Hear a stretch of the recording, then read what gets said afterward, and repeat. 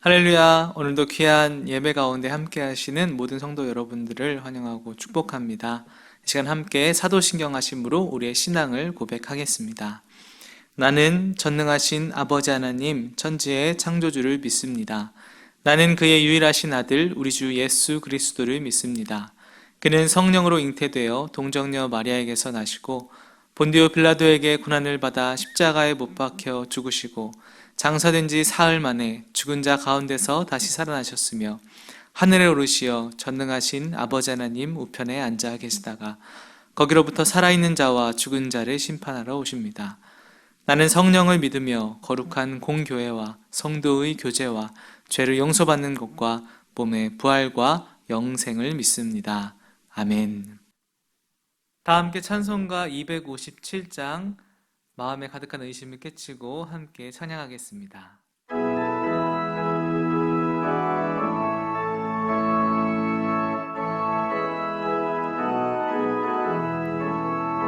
마음에 가득한 의심을 깨치고 지극히 화평한 마음으로 찬송을 부르는 어린 양 예수의 그 피로 속죄함 얻었네. 속죄함 속죄함 주 예수 내 죄를 속했네.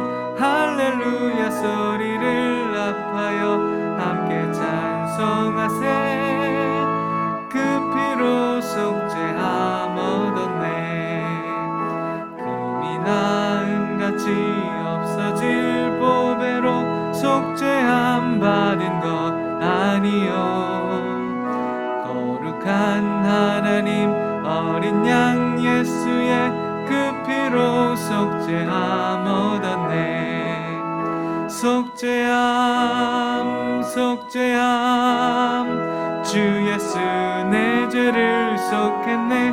할렐루야 소리를 합하여 함께 찬송하세. 그 피로 속죄함 얻었네. 나 같은 죄인이 용서함 받아서 주 앞에 옳다함 얻음은 확실히 믿기는 어린 양 예수의 그 피로 속죄함 얻었네. 속죄함 속죄함 주 예수 내 죄를 속했네. 할렐루야 소리를 합하여 함께 찬송하세. 그 피로 속죄함 얻었네. 거룩한 천국에 올라간 후에도 넘치는 은혜의 찬송을 기쁘게 부르는 어린 양 예수의 그 피로 속죄함 얻었네.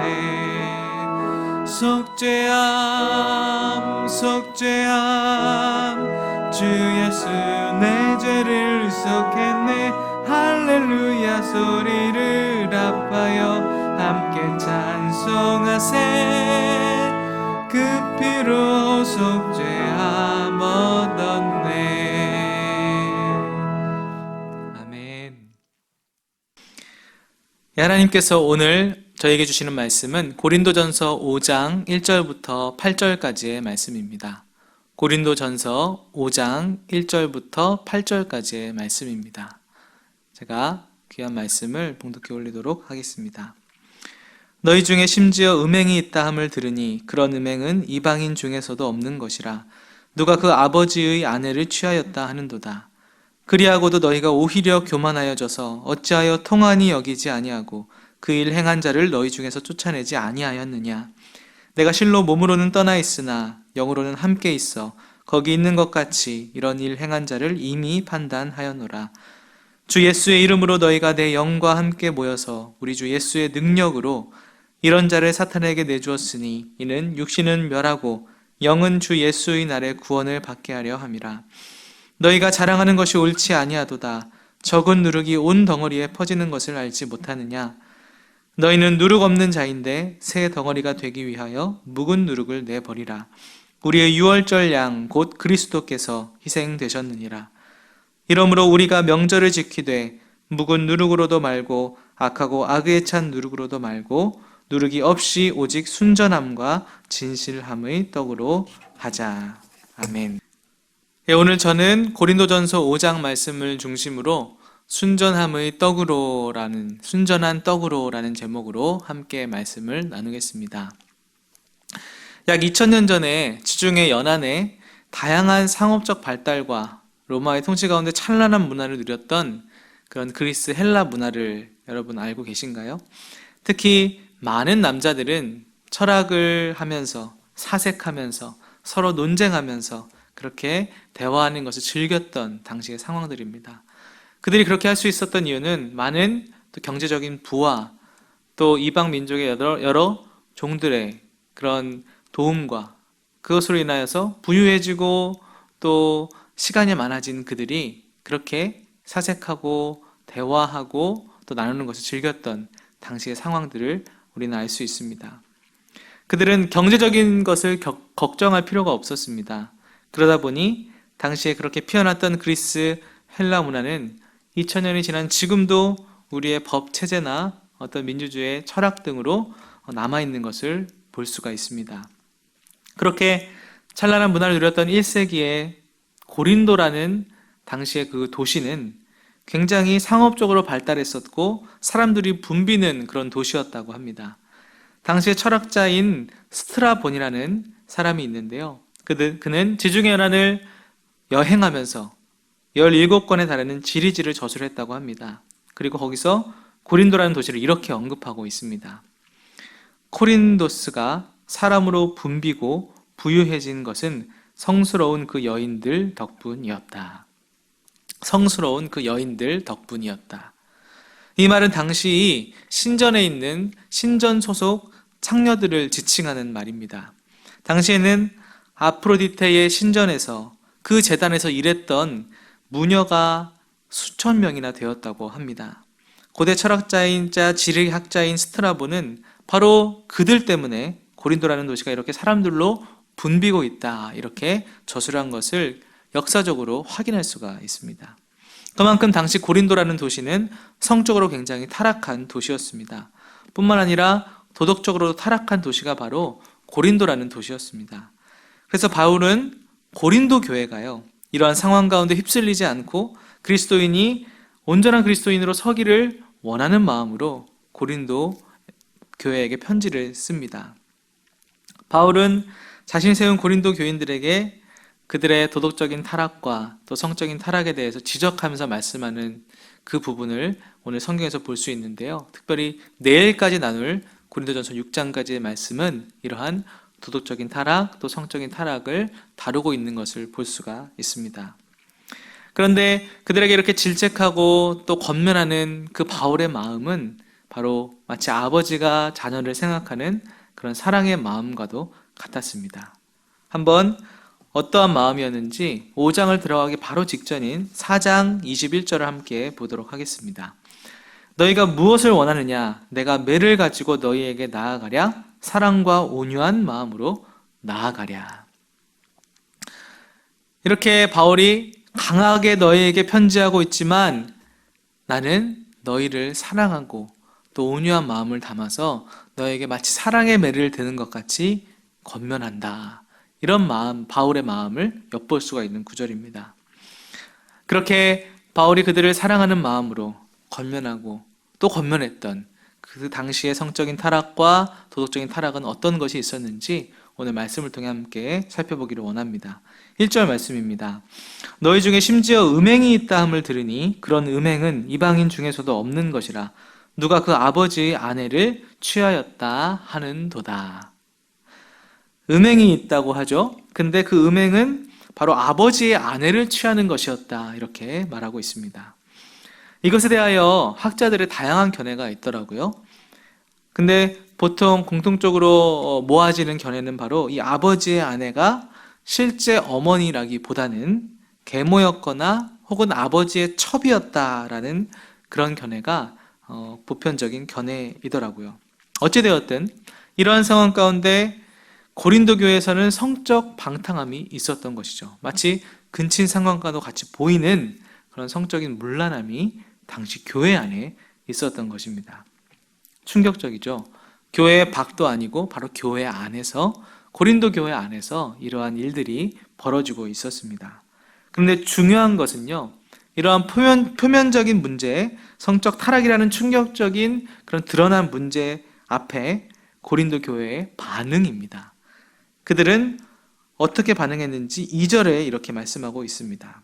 그리하고도 너희가 오히려 교만하여져서 어찌하여 통한이 여기지 아니하고 그 일 행한 자를 너희 중에서 쫓아내지 아니하였느냐. 아멘. 이렇게 말씀합니다. 어떻게 너희가 오히려 더 교만하여져서 통한이 여기지 아니하고 그를 내쫓지 않느냐. 이렇게 바울은 이야기하고 있는 것이죠. 그러니까 고린도 교회에서 당시에 그 죄악을 보고도 그 죄악을 용인했고 묵인했다는 사실을 이 말씀에서 엿볼 수가 있습니다. 하나님의 사람들이 세상의 죄악을, 특별히 고린도 교회 안에서 하나님 예수 그리스도의 그 보혈과 십자가를, 부활을 믿는 그들이 그 죄악을 묵인하고 용납하고 있는 것을 우리는 볼 수가 있습니다. 여러분, 양심에 화인 맞은 자라는 단어를 들어본 적이 있으십니까? 그 문장이 의미하는 바는 마치 화인, 불로 지져서 우리 피부에 대면 처음에는 굉장히 아프잖아요. 그런데 그것을 반복하고 반복하다 보면 그 피부가 딱딱하게 굳고 그 느낌이, 감각이 잘 느껴지지 않는 것처럼 우리의 양심에 화인을 맞다 보면 그렇게 양심의 가책을 느끼고 죄에 민감한 그런 마음들이 무뎌질 수 있다는 그런 의미를 담은 것이 양심에 화인 맞은 자라는 문장의 의미입니다. 고린도 교회 사람들이 그러했다는 것이죠. 마치 그들의 죄악을 쉬쉬하고 묵인하고 용납하고 오히려 그 죄악을 통한이 여기지 아니하고 돌아오지 않고 회개하지 않는 그런 고린도 교인들의 모습을 바울은 정말 아비의 심정으로 지적하고 질책하고 있습니다. 그가 그럴 수밖에 없는 더 심각한 이유가 있는데요. 그것은 바로 6절 말씀입니다. 함께 한번 읽어보겠습니다. 너희가 자랑하는 것이 옳지 아니하도다. 적은 누룩이 온 덩어리에 퍼지는 것을 알지 못하느냐. 자랑하는 것이 옳지 아니하도다. 이렇게 말씀합니다. 그러니까 고린도 교인들은요, 지금 이 음행의 사건 앞에서 오히려 자랑했다는 반문이죠. 자랑했다는 말입니다. 당시에 자유라는 이름으로 방종하고 방탕했던 당시 고린도 교인들의 죄악의 모습을 아주 직면시키는 그런 말씀입니다. 너희가 어찌하여 자랑하고 있느냐. 이 죄악을 자랑하고 있느냐는 것이죠. 이렇게 당시의 고린도 교인들은 성적인 타락함, 특별히 그 사회가 저지르고 있었던 죄악들을 그대로 답습하면서 교회 안에서 그 죄악을 버리고 있었고, 또한 그것들을 보고도 아무도 통한이 여기며 돌아오는 사람이 없었고 지적하는 사람이 없었을 뿐만 아니라 오히려 그것을 자랑했다는 그런 충격적인 고린도 교회의 죄악을 바울은 당당하게 지적하고 있습니다. 그렇다면 이 죄악 사건 앞에서 바울의 해결책은 무엇이었을까요? 바로 13절 말씀인데요. 한번 같이 읽어보겠습니다. 시작. 밖에 있는 사람들은 하나님이 심판하시려니와 이 악한 사람은 너희 중에서 내쫓으라. 지금 바울이요, 고린도 교회에는 이 죄를 저지르는 사람을 너희가 용인하고 묵인하고 그를 지적하거나 회유하거나 권면하지 않고 오히려 자랑하는 그 모습을 통하여 너희들이 그 사람을 내쫓는 것이 타당하다, 이렇게 말하고 있습니다. 밖에 있는 사람들은 하나님이 심판하신다는 거죠. 그런데 너희가 교회 안에 있는 사람, 그를 판단하고 권면하고 지적해주고 돌아올 수 있게 해주는 것이 마땅하다는 것입니다. 너희들이 그렇게 하지 않고 있는 것이 바로 문제다라고 바울은 말하고 있습니다. 그렇기 때문에 성도인 너희들이 교회 안에서 그를 권징하고 출교하라, 바울은 권면하고 있습니다. 9절부터 한번 말씀을 보겠습니다. 내가 너희에게 쓴 편지에 음행하는 자들을 사귀지 말라 하였거니와 이 말은 이 세상에 음행하는 자들이나 탐하는 자들이나 속여 빼앗는 자들이나 우상 숭배하는 자들을 도무지 사귀지 말라 하는 것이 아니니 만일 그리하려면 너희가 세상 밖으로 나가야 할 것이라. 이제 내가 너희에게 쓴 것은 만일 어떤 형제라 일컫는 자가 음행하거나 탐욕을 부리거나 우상 숭배를 하거나 모욕하거나 술 취하거나 속여 빼앗거든 사귀지도 말고 그런 자와는 함께 먹지도 말라 함이라. 밖에 있는 사람들을 판단하는 것이랴 내게 무슨 상관이 있으리요마는 교회 안에 있는 사람들이야 너희가 판단하지 아니하랴. 이렇게 말씀합니다. 즉 죄악을 일삼는 세상 사람들과 사귀지 않기 위해 세상과 단절되라는 말이 아닙니다. 교회 안에서 죄를 저지르고 있는 그를 너희가 반드시 권면하고 그를 판단하는 것이 너희가 할 본분이라는 것이죠. 당시에 고대 그리스 지역에 또한 그 지중해 연안에 예수 그리스도를 알게 되면서 또 유대인으로서 에세네파라는 사람들이 있었습니다. 그들은 세상과 단절했던 사람들이고 동굴에서 공동체를 형성하면서 살았던 사람들입니다. 또한 이와 비슷한 것이 중세시대에 수도원이 있었죠. 수도원 역시 세상과 단절하고 하나님과의 관계를 중요시하면서 수도원에서 그렇게 영적인 수도를 하고 하나님과 관계를 깊이 하는 그런 운동이 일어났었습니다. 그들은 모두 세상과 사람과의 단절 속에 거룩함을 지키려고 했던 그런 사람들이었고 그런 운동이었죠. 그러나 역사에서 알 수 있듯이 근본적으로 죄인인 인간은 그렇게 세상과 단절한다고 해서 거룩함을 지킬 수 있는 것이 아닙니다.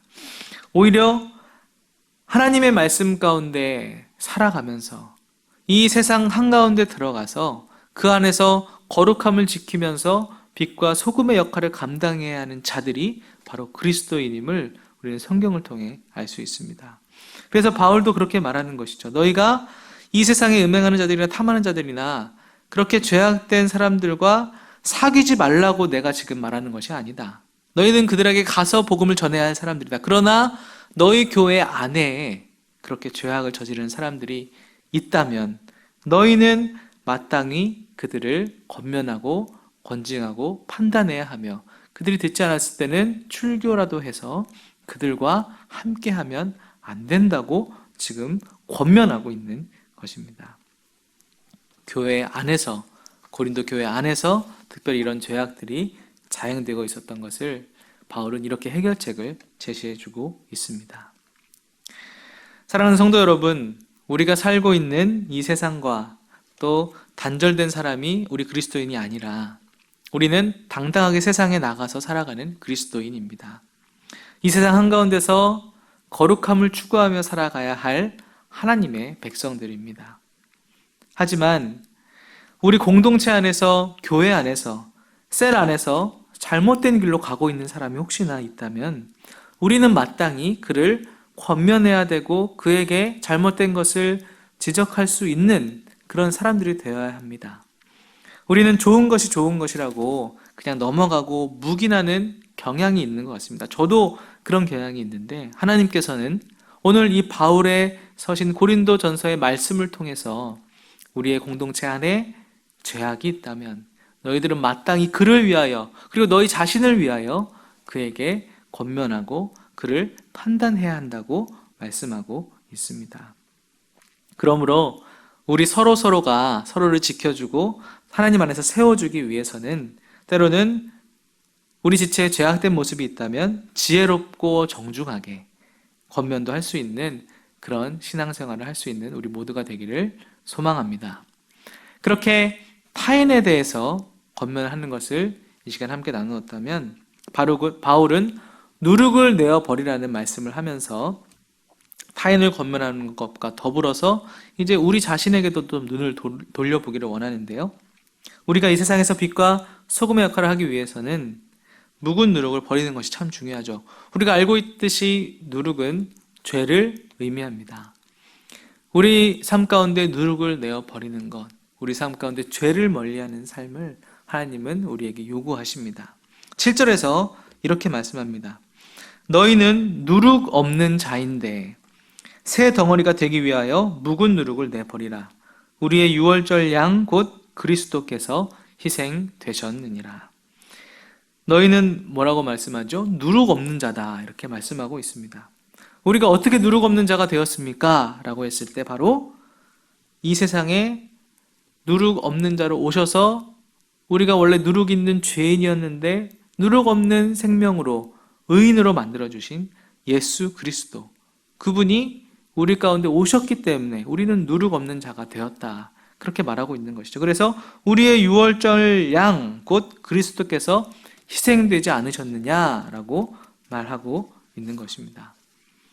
그래서 바울은 너희가 이미 그렇게 누룩 없는 자로서, 의롭다 칭함받은 자로서, 예수 그리스도를 믿는 자로서 왜 그렇게 다시 묵은 누룩을 너희가 퍼뜨리고 있느냐라고 반문하는 것이죠.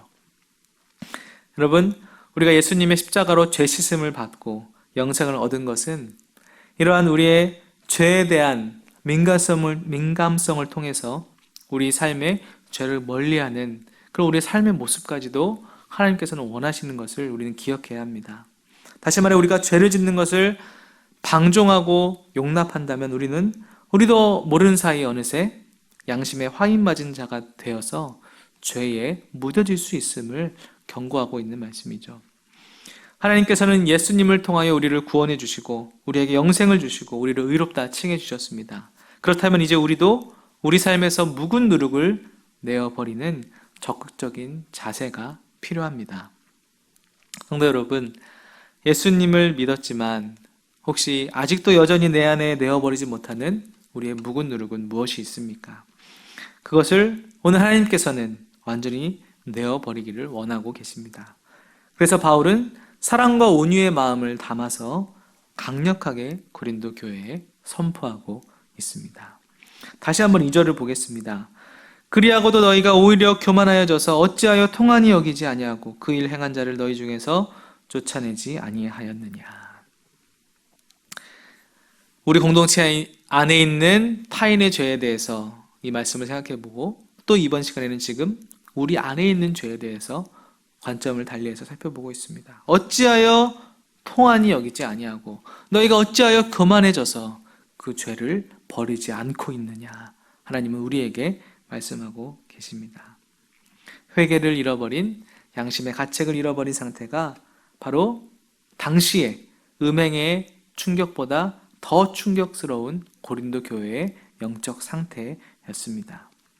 우리의 삶 가운데 혹시 이러한 모습이 있다면 돌이킴으로 온전히 누룩이 없는 거룩한 삶으로 나아가기를 간절히 소망합니다. 하나님께서는 8절에 이렇게 말씀하십니다. 이러므로 우리가 명절을 지키되 묵은 누룩으로도 말고 악하고 악의에 찬 누룩으로도 말고 누룩이 없이 오직 순전함과 진실함의 떡으로 하자. 오직 순전함과 진실함의 떡으로 하자. 누룩이 없는 떡을 바울은 이렇게 묘사하고 있습니다. 순전한 떡으로, 진실한 떡으로 하자.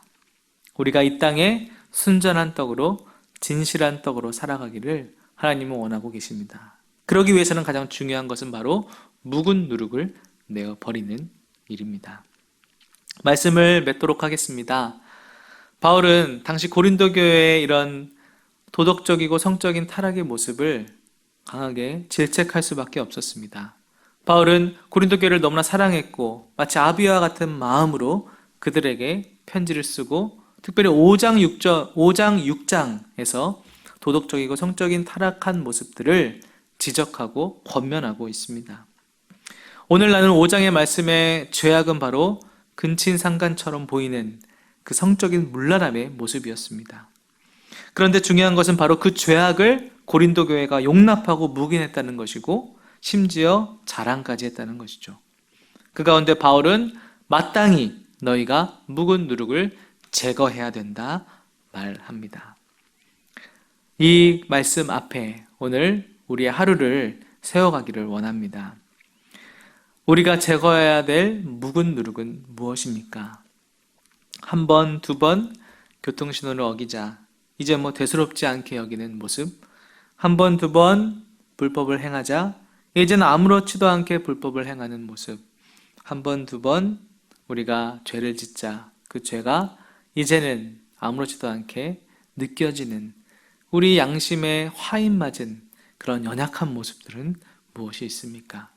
오늘 그 모든 누룩을 깨끗이 내어버리고 하나님 앞에서 거룩한 떡으로, 진실한 떡으로, 순전한 떡으로 살아가는 저와 여러분이 되기를 간절히 소망합니다. 기도하겠습니다. 하나님 아버지 감사합니다. 귀한 월요일 아침 새벽부터 하나님을 의지하고 주님의 말씀을 소망하며 아버지 앞에 서는 사랑하는 성도님들을 좀 기억하여 주시고 주님의 은혜로 함께하여 주시옵소서. 하나님 당시 고린도 교회의 이런 성적인 타락과 아버지 하나님 죄악들을 주께서 우리에게 오늘 보여주시고 묵은 누룩을 내어버려야 하는 것이 6월절 예수 그리스도 그 놀라운 희생으로 우리에게 주신 순전함을 지키는 일임을 우리에게 말씀해 주시니 감사합니다. 순전한 떡으로 우리가 살아가겠습니다.